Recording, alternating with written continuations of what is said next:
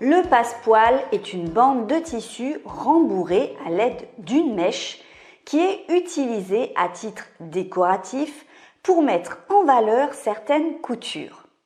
La plupart du temps, le passepoil est réalisé avec une couleur contrastante au projet couture, mais vous pouvez bien évidemment réaliser un passepoil dans les mêmes teintes que votre projet.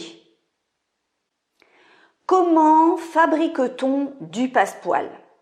Il s'agit d'une petite corde pouvant être appelée ganse qui est recouverte de tissu.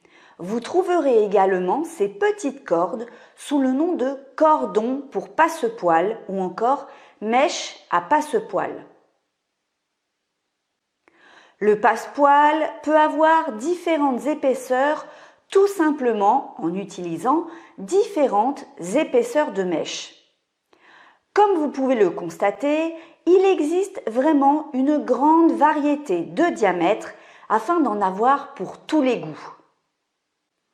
Vous trouverez ainsi des mèches allant de 2 mm à 12 mm environ. Les plus grosses sont utilisées en décoration intérieure, en ameublement, mais non pas sur des vêtements. Pour les vêtements, on aura plutôt des mèches de petit diamètre de 2 mm à 3 mm.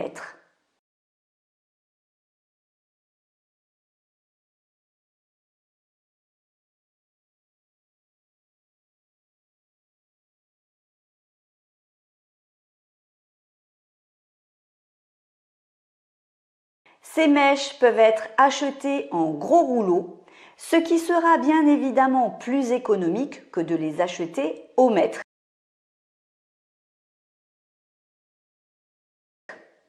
N'oubliez pas que lorsqu'on réalise une décoration avec du passepoil, on a tout de suite besoin d'une certaine longueur. Si vous aimez mettre du passepoil un peu partout, privilégiez alors l'achat en rouleau. Cela vous permettra également d'avoir moins de pertes en découpant la mèche au fur et à mesure en fonction de vos besoins. Attention si vous commandez sur Internet du passepoil prêt à être utilisé. La largeur qui est indiquée correspond très souvent à la totalité de la largeur du passepoil et non pas au diamètre de la mèche. Donc certains passepoils font 10 mm de large, soit 1 cm, ou encore 15 mm, soit 1,5 cm. Cependant, la mèche dépassera rarement 2 à 3 mm de diamètre. En effet, les fournisseurs indiquent très rarement le diamètre de la mèche pour des passepoils achetés prêts à l'emploi. On retrouvera donc la plupart du temps des mèches d'environ 2 à 3 mm, ce qui correspond à un diamètre utilisé pour l'habillement.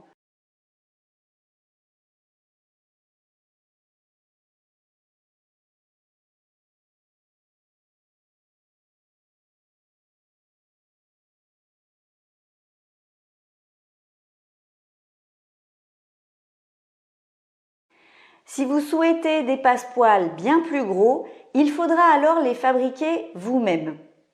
Mais n'oubliez pas qu'il est toujours plus économique de réaliser soi-même son passepoil et ça même pour vos vêtements. Vous serez également sûr de trouver le tissu assorti à votre projet. La partie avec la mèche est la partie qui sera visible sur votre projet couture, tandis que la partie plate sera cachée dans la couture de votre projet. Et comme vous avez certainement dû le reconnaître, le tissu qui entoure le cordon est tout simplement un morceau de biais. Vous savez désormais faire du biais, il vous sera donc facile de réaliser vos propres passepoils et ainsi pouvoir apporter des touches décoratives à vos projets. Il est important de prendre du biais pour réaliser son passepoil car le tissu pourra ainsi mieux se détendre dans les courbes mais aussi dans les angles.